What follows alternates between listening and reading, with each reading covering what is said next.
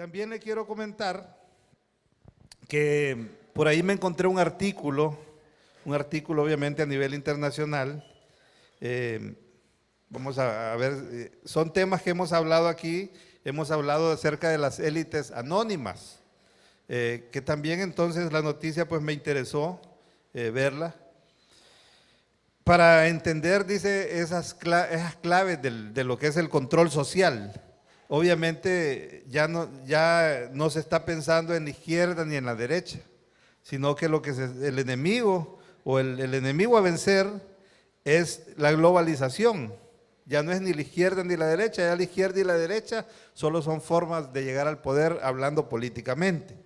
Entonces, para poder entender nosotros esas claves del control social, pues ellos nos introducen algunos términos como es la igualdad, la libertad, la democracia, el progreso, pero dice que todos esos términos dicen que han sido generados, que han sido alentados, que han sido manipulados, para que nosotros los entendamos no de la manera que realmente los quieren presentar, sino o más bien, o no de la manera que nosotros creemos, sino que ellos los presentan de otra manera.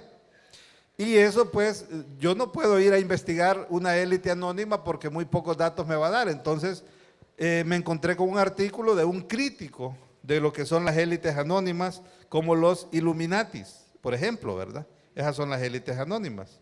Entonces, ¿qué dice? No sé por qué me está fallando esto, hombre. Dice, hay una parte que dice que el bien es utilizado por el mal. Me llamó la atención eso, ¿verdad? Que el bien es utilizado por el mal. O sea que es algo paradójico, pues. Y que eso lo hacen por medio de la manipulación de las masas, ¿verdad? Y con la idea de que esos élites se perpetúen en el poder. Entonces, ¿cómo nosotros vemos el bien? Como algo digno de imitar. Así lo vemos nosotros, ¿verdad? Es un modelo digno de imitar, ese es el bien. Entonces,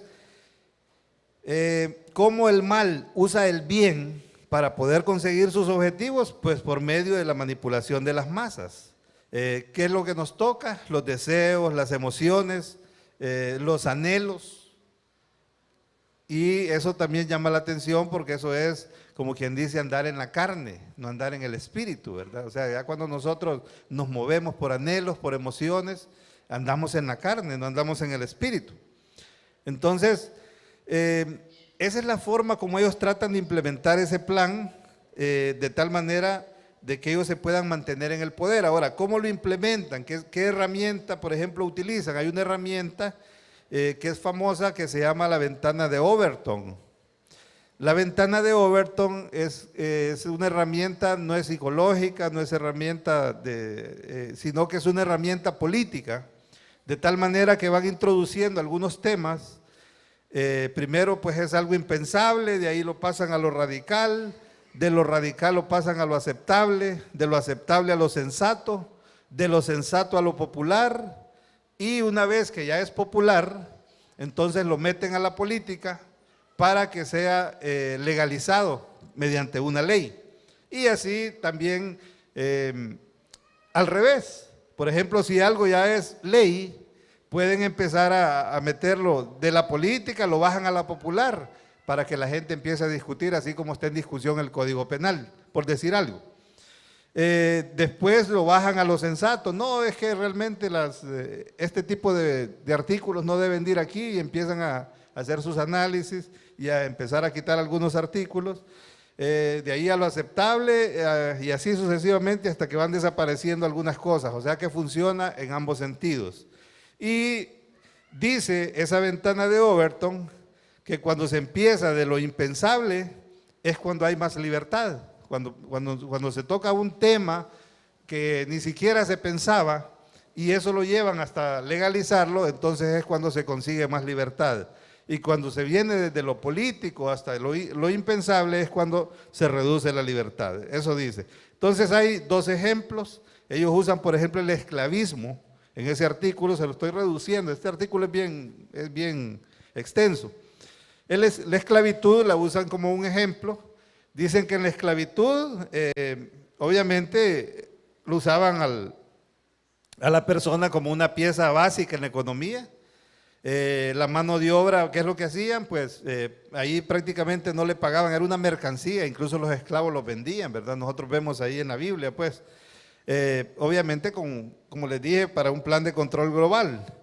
Y eso es controlado por la élite anónima.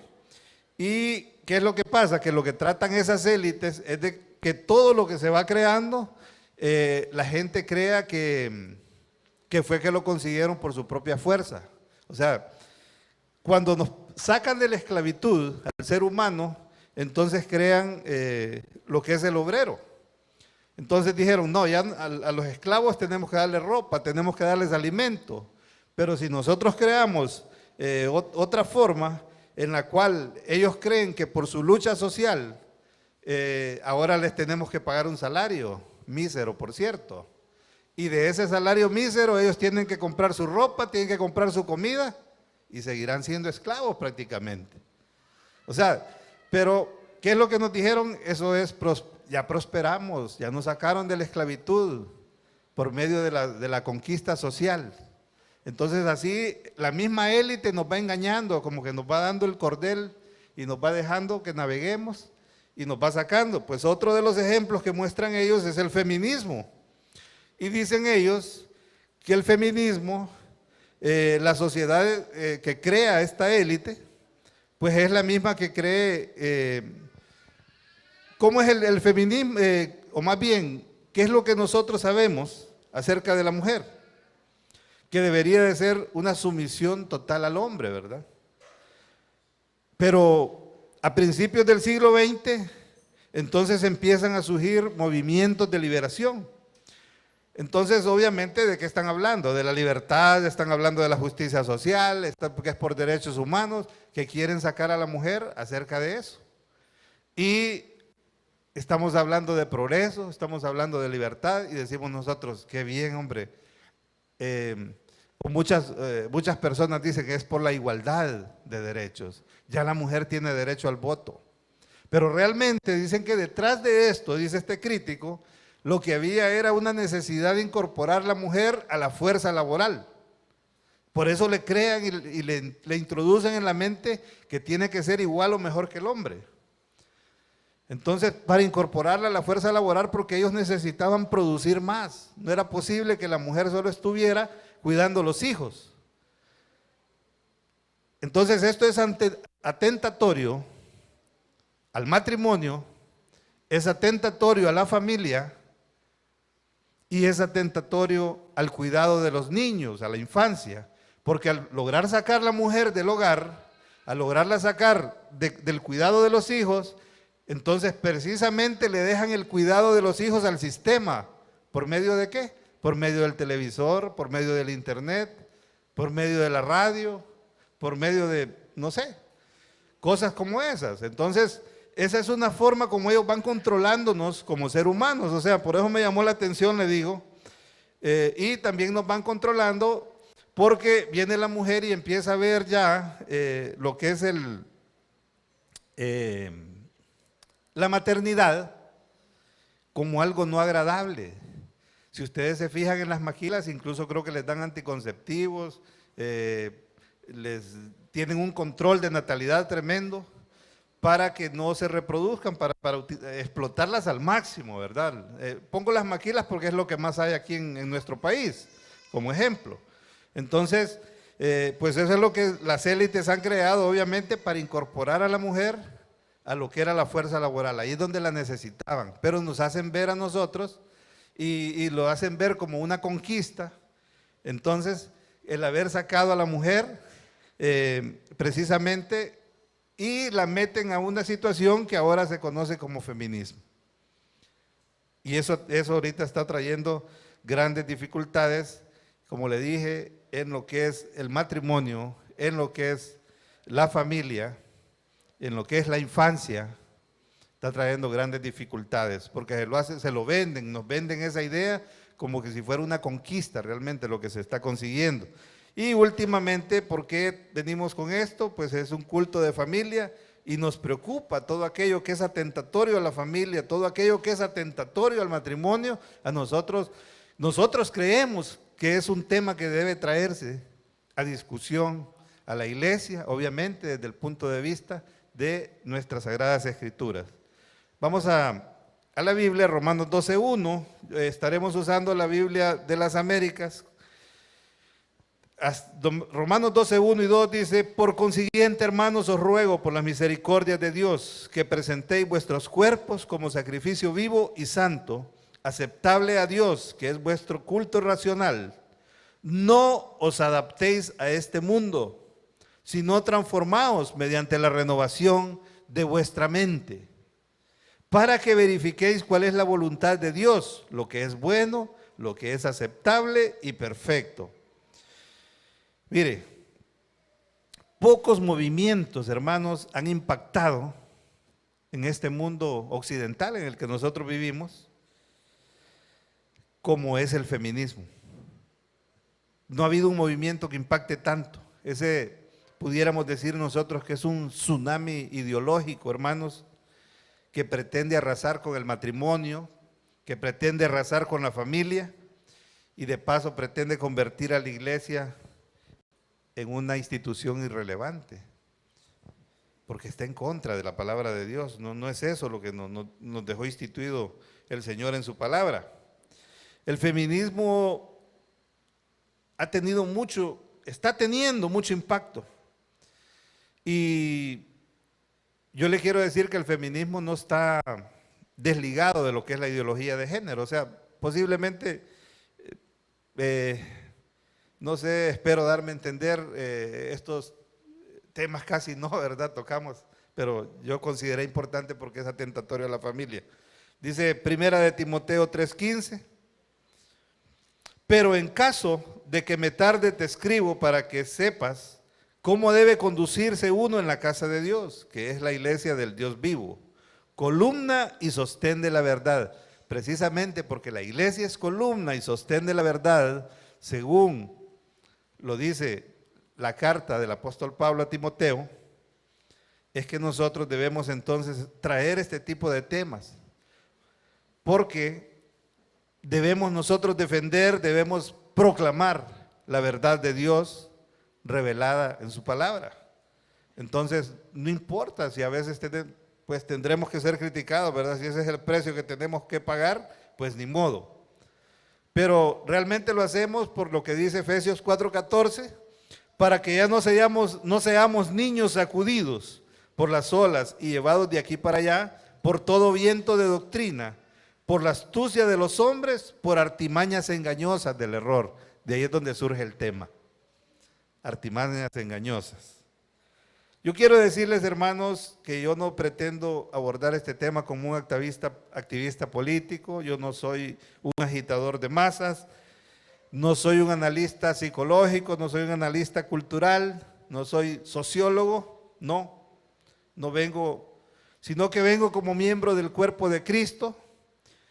Vengo con la intención de colaborar en la perfección de los santos por medio del consejo de la palabra de Dios.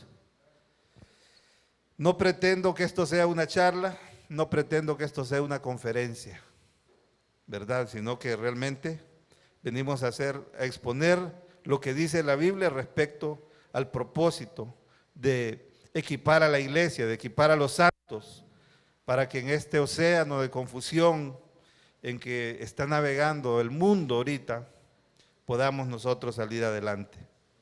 No podemos ni debemos encajar con el molde que el mundo nos está presentando. Más bien debemos de dejarnos transformar, como decía la palabra, mediante la transformación de nuestra mente. Muchos de nosotros llegamos al cristianismo con mentiras, por mentiras que son dadas por muchos instrumentos que utiliza el enemigo, ¿verdad? Utiliza el cine, la televisión, la radio y el internet ahora, para meternos un montón de mentiras, ese montón de cosas que se pasan publicando. No crea usted que esas noticias donde se presentan femicidios no traen algo detrás de ellas. Obviamente nosotros con mucha tristeza vemos esas noticias, ay, pobrecitas, cuántas mujeres murieron. Sí, pobrecitas, porque murieron también. Yo también me uno a eso. Pero esas noticias traen algo más y por eso les presenté al principio y les dije, esa es la ventana de Overton. La ventana de Overton dice que nos pasa primero de lo que es impensable hasta que nos va llevando a cosas aceptables, nos va llevando a cosas donde ya más o menos nosotros vamos cediendo y vamos pensando, no, es cierto, hombre, tienen razón, muchas mujeres están matando, hombre, ya nosotros vamos aceptando. Entonces, obviamente, en este tipo de situaciones, de guerras, de temas como estos, se introducen y tienen que salir sacrificados y algunas veces hasta se tiene que hacer guerras. Entonces, para poder ganar estas batallas. Este mundo es insípido ahorita, hermanos, y nosotros hemos sido llamados a ser la sal de este mundo, a ser la luz de este mundo. Entonces, obviamente debemos de conocer, no podemos nosotros estar desconociendo y que por medio de artimañas nos estén introduciendo en lo que es la iglesia, este tipo de movimientos se nos pueden llegar a introducir si nosotros nos descuidamos. Sin embargo, yo les digo, yo no vengo aquí como un agitador de masas, no vengo como un conferencista, psicólogo, nada de eso. Pero sin embargo les voy a decir una cosa, yo estoy de acuerdo, ruego su atención en esto, yo estoy de acuerdo con las críticas del movimiento feminista, óigame bien, no me vaya a juzgar todavía, cuando ellos levantan su voz contra las actitudes machistas. ¿Sabe por qué? Porque los machistas ven a la mujer como algo inferior, lo ven como un objeto que pueden hacer uso de él, que pueden abusar de él, y yo sinceramente me identifico con ese movimiento poniéndome totalmente a ese tipo de acciones, a ese tipo de actitudes. Todo lo que denigre a la mujer psicológica, físicamente, yo me opongo. Sinceramente se lo digo. Yo considero que el machismo es un mal social de la peor clase. Es un mal que distorsiona por completo el papel que Dios ha dejado para el hombre. Así considero el machismo también. Entonces, sí estoy de acuerdo en algunas situaciones que ese movimiento feminista presenta. El problema es que el movimiento feminista identifica problemas reales. Esos problemas reales demandan respuestas reales, pero esas respuestas no están en el feminismo. Esas respuestas jamás van a entrar en el feminismo. Esas respuestas están, si nosotros regresamos al diseño de Dios, ahí están las respuestas que el movimiento feminista está buscando. ¿Dónde? Si regresamos al diseño de Dios, y eso solo lo revela la misma palabra de Dios, ¿verdad? Así que vamos a adelantarnos. Génesis 1:27 dice que creó pues Dios al hombre y a imagen suya, a imagen de Dios lo creó, varón y hembra los creó. Génesis 1:28, y los bendijo Dios y les dijo, sed fecundos. ¿Usted cree que, porque el feminismo va avanzando y la ideología de género van avanzando, de tal manera que ahora dicen que hay que tener hombre con hombre y mujer con mujer? ¿Y cree usted que se puede hacer fecundo hombre con hombre y mujer con mujer? No, ¿verdad?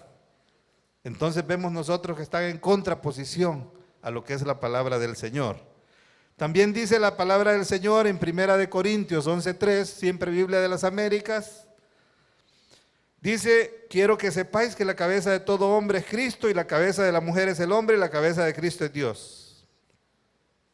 El movimiento feminista no quiere cabeza, es más, la quiere destruir, la ve como enemigo. Entonces, parece que ha salido más por corregir un problema. El feminismo, por corregir un problema, ha creado uno más grande. O sea que la medicina salió peor que la enfermedad. Ahora, perdone, vamos a tener que leer algunas cositas. ¿Cómo surge el feminismo? ¿Qué postulados tiene, verdad? Vamos a tener que leer un poquito de esto. Yo no sé, yo me atrevo aquí es donde voy a usar Génesis 3:16 en la NTV. Si me hace el favor, hermano, si lo tiene, perdón, es el único versículo que voy a usar en la NTV. Dice Génesis 3:16, luego le dijo a la mujer, haré más agudo el dolor de tu embarazo y con dolor darás a luz y desearás controlar a tu marido, pero él gobernará sobre ti. Mire, desearás controlar a tu marido, pero él gobernará sobre ti. Yo me atrevo a decir que en parte de ahí han surgido estos movimientos. Se han agarrado, es que yo le voy a decir una cosa, las poesías, muchas noticias, muchos pensamientos filosóficos los han tomado de la Biblia, solo le han invertido el orden a las palabras. Muchas cosas que nosotros vemos hoy como pensamientos, ideologías filosóficas incluso, los han tomado de la Biblia y los han desviado, ¿verdad? Y así yo me encuentro aquí, créame que tengo un sinnúmero de versículos que yo pudiera decir que estos son los que le dieron pie al movimiento feminista. Sin embargo, lo voy a obviar por cuestión de tiempo, porque tengo muchas cosas que quisiera compartir con ustedes y yo sé que no me va a ajustar. Yo quisiera más o menos hacer darles así a grosso modo para que podamos entender los que no conocen lo que es la ideología de género, porque la ideología de género van de la mano con lo que es el movimiento feminista. Mire, hasta hace un tiempo, hermanos, la palabra género se usaba para referirse a las propiedades de sustantivos, de pronombres, de adjetivos y de algunas formas verbales. O sea que le asignaban lo que era un género masculino, un género femenino y un género neutro. Eso es lo que aprendimos en la escuela algunos, en la clase de español. Perro tenía el género masculino. Cama tenía el género femenino. Bien tenía un género neutro. Para citar un ejemplo, ¿verdad? Pero de los años 50 más o menos para acá, y obviamente fueron los anglosajones los que promovieron esto, esa palabra género se comienza a usar para referirse al sexo, al masculino y al femenino. El género masculino es igual al sexo masculino. El género femenino igual al sexo femenino. ¿Qué significa eso? Hasta ahí estamos bien. Estamos bien, solo es que en vez de sexo nos pusieron género. Bueno, entonces significa que un varón que tenía su sexo masculino, como lo dije antes, iba a tener su sexo masculino. Pero mire lo que pasa, a partir del año 60 surgen grupos, ahí es donde podemos ver la ventana de Overton, surgen grupos ya pidiendo una distinción entre lo que era la dimensión biológica y lo que era la dimensión psíquica. Primero nos introdujeron eso y nos dijeron sexo, masculino y femenino, eso es biológico. Género, femenino y masculino, eso ya es psíquico o psicológico. Entonces ya aparece un grupo diciendo, no, esto no puede ser así, no puede ser igual. El sexo con el que nacimos con el sexo de nuestra preferencia, que ese ya sería el sexo psicológico. Entonces vienen y dicen, eso es ahí donde surge la ideología del género. Así surge, pues, y dice, después de que 10 años, una década nos tuvieron diciendo que género y sexo era lo mismo y que ya en el colegio, ya algunos de los que ya estábamos en el colegio ya no nos aparecía sexo, quiero decir, entonces mejor la quitaron, dice, ¿va? Entonces ya no ponían sexo, sino que ponían género y esa era la excusa que utilizaban. Entonces ya ponían género. Y ya nosotros cuando mirábamos género decía género masculino, género femenino. Así empezaba. Así nos fueron lavando el cerebro en esa primera etapa. Ya en el año 60, bueno, cuando yo dije quiero, las jóvenes tienen que decir renuncio, ahorita no puedo. Es que miro muchas y muchos sonrientes, bien sonrientes, sí. Pero ya en los 60 surgen grupos donde empiezan a pedir esa distinción. No, hombre, dice, ¿cómo es posible? Sí, mi sexo biológico es de hombre, pero es masculino, pero realmente, ¿qué es lo que decían ellos? No, de repente una mujer puede nacer en el cuerpo de un hombre, o un hombre puede nacer en el cuerpo de una mujer y hay que dejarlos que se liberen, ¿va? Decían ellos. Entonces, ¿qué es lo que nos quieren decir con eso? Que el comportamiento como hombres o como mujeres y la práctica de nuestra sexualidad no tiene que venir determinada por nuestro sexo biológico, sino que son meras construcciones sociales. Dicen ellos que se nace varón o se nace hembra y la familia, cuando se nace varón, entonces le dice, bueno, hay que comprarle carritos para que juegue. Pero ¿por qué no le compran muñecas? Dice.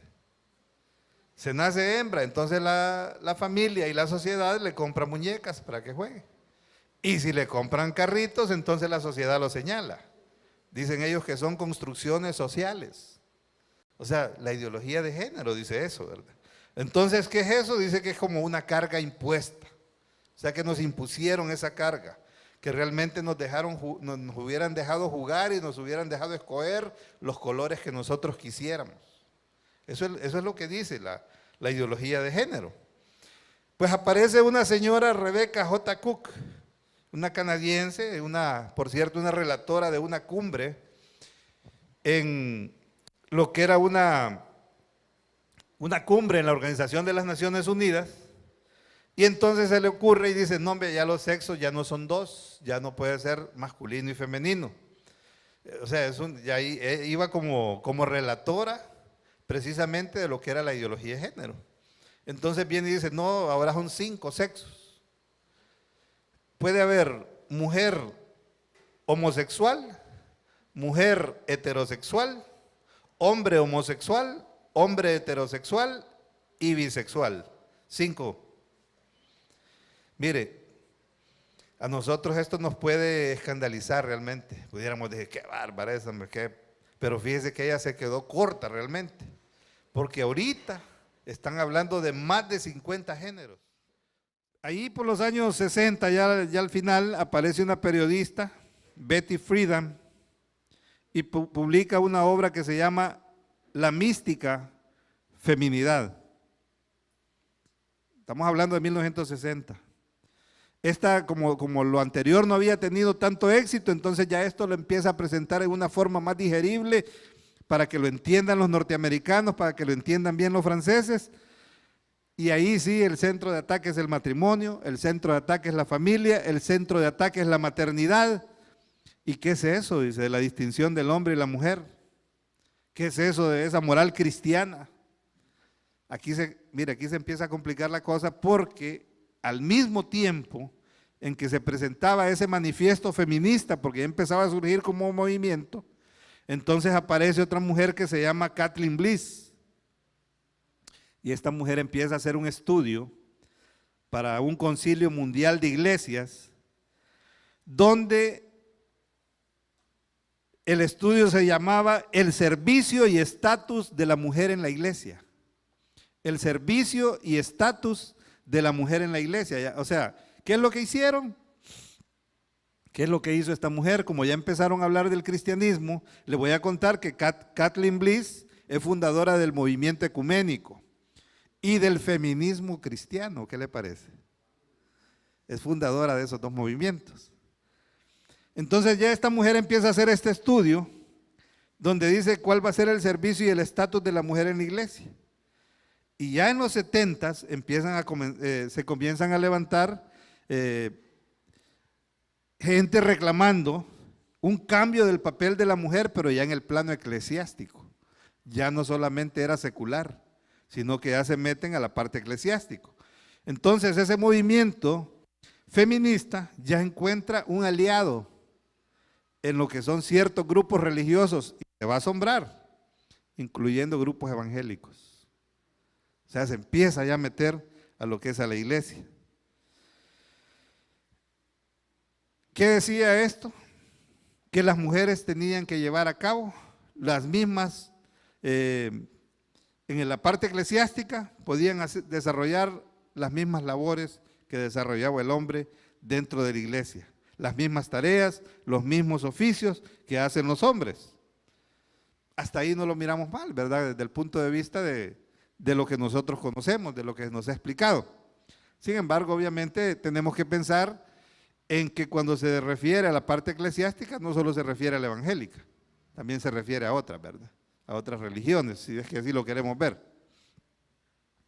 Y entonces empiezan a decir que las tareas en la iglesia no debían de limitarse solamente al hombre. Mire, en las últimas décadas esto ha tomado mucha fuerza, impresionante, ¿verdad? Pero en el mundo evangélico incluso hay un feminismo evangélico, un ataque directo contra el diseño de Dios, ¿verdad? Contra el matrimonio y todo lo que yo le he venido diciendo, pero lo más importante es contra la inspiración y contra la autoridad de la palabra de Dios. Yo, vamos a decir algo brevemente, ya estoy viendo el reloj aquí también. Dios creó al hombre y a la mujer con similitudes y diferencias, pero creemos nosotros en que nos creó diferentes precisamente para que nos complementemos. O sea que nosotros somos, si pudiéramos llamar a esto una teología, una ideología, le llamaríamos del complementarismo, complementaria.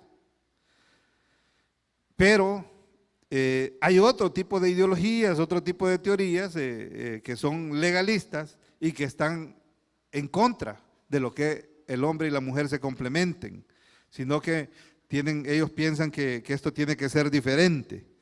Ya leíamos Génesis 1:27 y 1:28 y veíamos nosotros cómo Dios nos creó. Entonces la mujer puede compartir la misma humanidad, puede compartir la misma dignidad y puede compartir el mismo valor complementándose. Sí se puede, perfectamente se puede complementar el uno con el otro. El hombre no es superior a la mujer.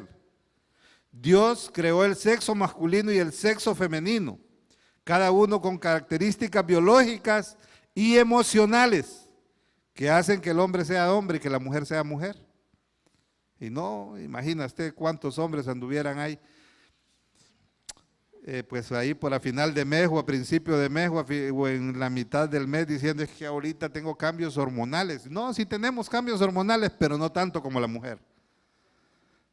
Somos diferentes.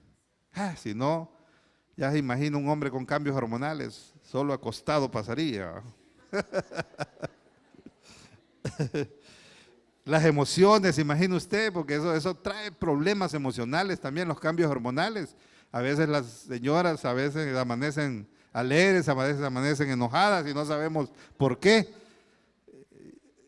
Ay, Dios mío, imagínense nosotros también. Pero ¿no cree usted que cuando una mujer se quiere hacer ver como hombre, más bien realmente se está denigrando? Y cuando quiere que nosotros la tratemos como hombre, ¿no cree usted que más bien se está denigrando?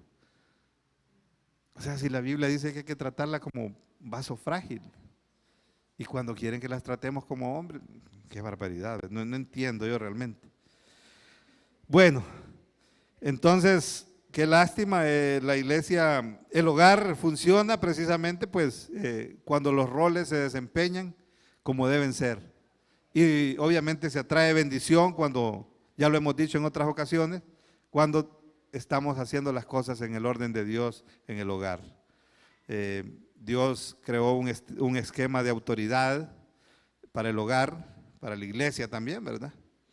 Y ese es un orden que es operacional, es un orden que funciona, ya lo vimos nosotros, que Dios es la cabeza de Jesús, Jesús es la cabeza del hombre, el hombre es la cabeza de la mujer, y eso es funcional. ¿Está operando? ¿Sí está funcionando? Sí. Entonces el Padre no es más que Dios el Hijo, no. Pero su modo de operación, Dios el Hijo se somete a Dios Padre en su modo de operación, voluntariamente. Entonces así la mujer debe someterse voluntariamente al hombre. Ese es el modelo que nos dejó, voluntariamente. Ese es el orden funcional que nosotros podemos ver. Al hombre no le manda la Biblia y le dice, somete a tu mujer, no. Dice sojuzgar la tierra, pero no le dice que someta a la mujer. Manda a la mujer la Biblia y le dice que se someta voluntariamente, ¿verdad? Al hombre, ¿qué le dice al hombre? Que ame a la mujer.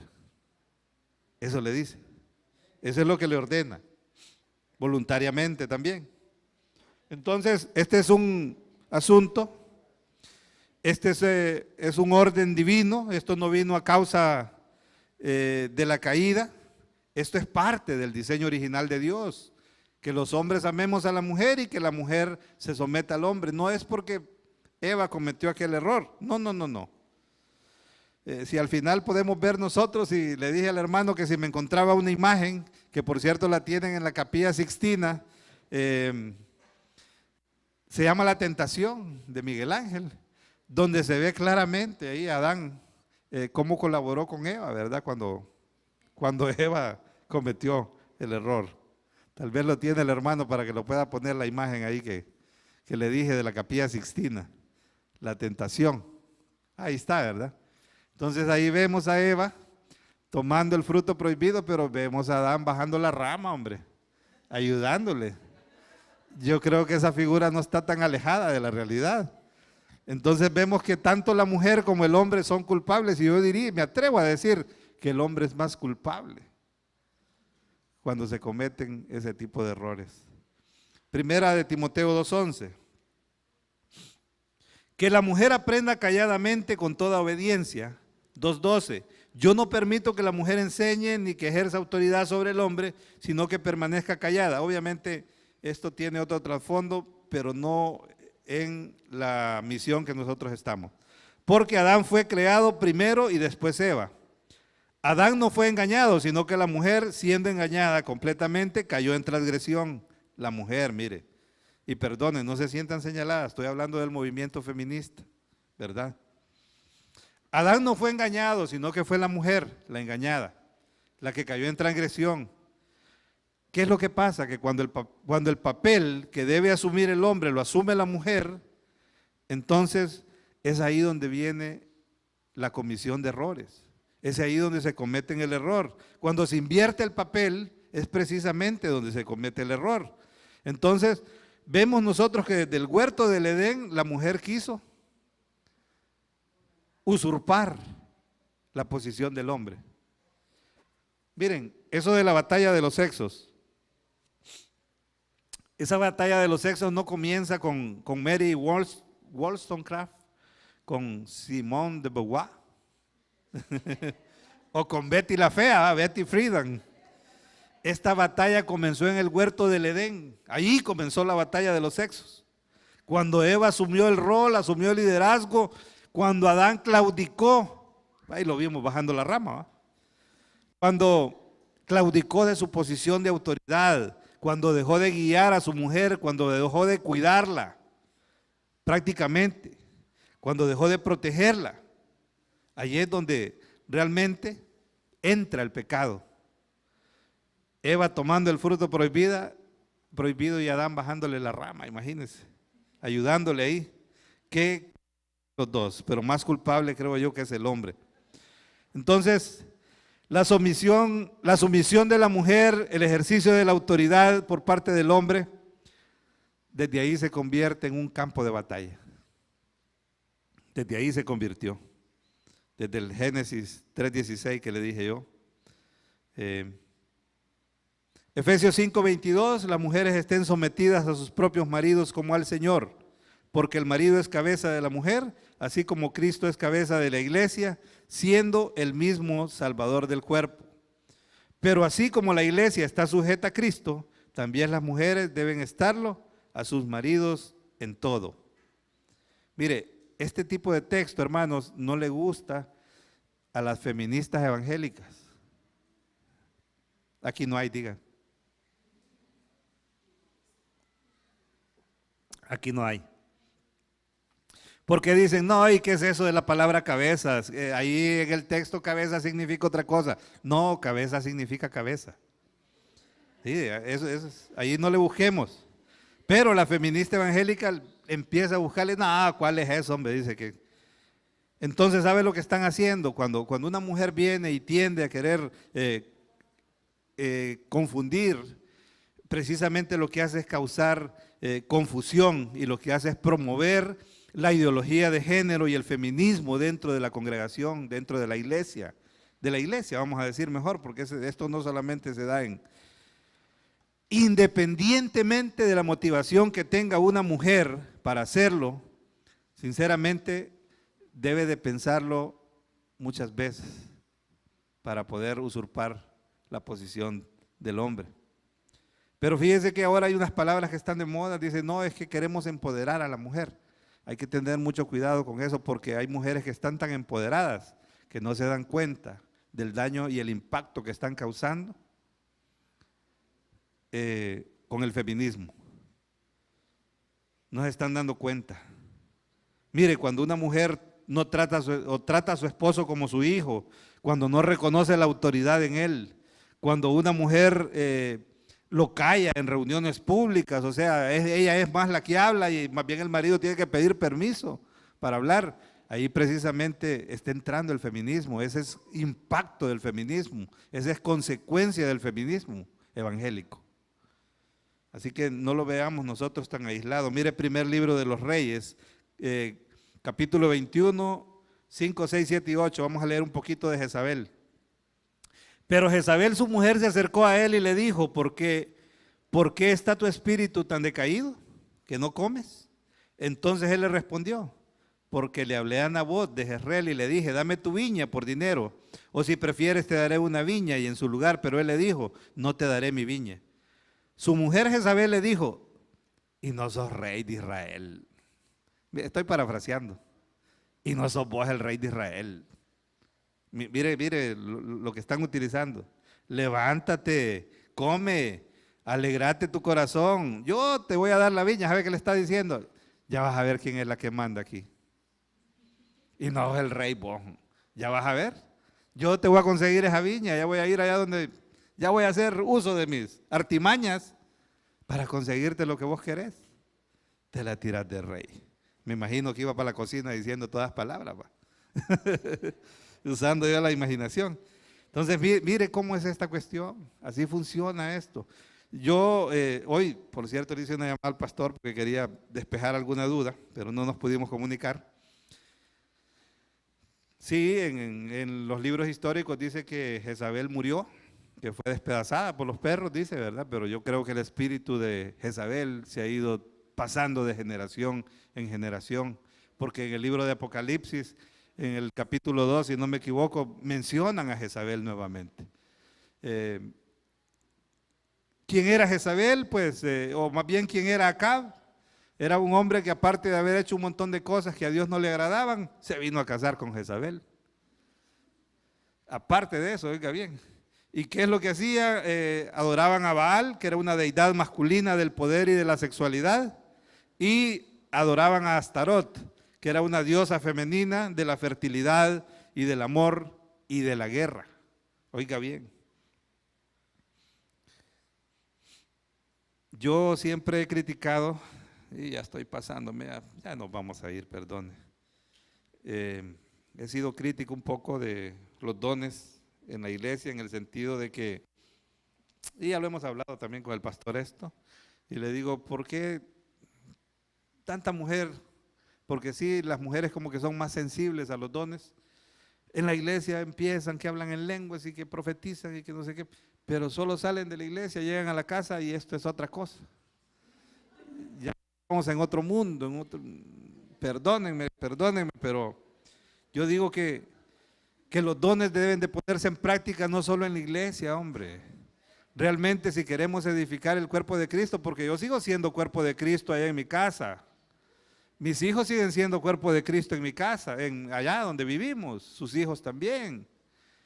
Ay, acá la miramos que da vueltas a 360 grados, vuelta de carneros y todo, pero ya cuando llega allá, eso no quiero decir palabras de hombre, pero es otra cosa. Entonces, yo he sido bastante crítico de eso y Dios primero, ¿verdad? Que pueda ayudarnos en ese aspecto para que las mujeres puedan entender y los hombres también podamos entender, porque a los hombres también nos ha dado dones el Señor y los tenemos que poner en práctica para edificar el cuerpo de Cristo, no solo aquí adentro de la iglesia, allá afuera también tenemos que ponerlos.